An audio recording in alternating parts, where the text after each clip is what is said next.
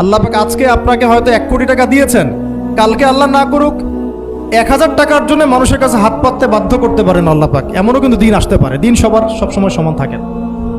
আজকে আপনার কাছে 1 কোটি টাকা আছে, কিছু মনে হচ্ছে না, কালকে কে জানে আল্লাহ না করুক যে 1000 টাকা কারো কাছে চাইতে হচ্ছে, 1000 টাকার জন্য ঠকে গেছেন, হতে পারে না?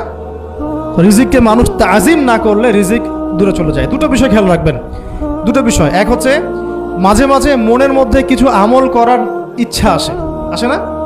মনে হলো যে আচ্ছা একটু 10টা আয়াত পড়ি, মনে আসে না মাঝে মাঝে? এমন মনে হয় না?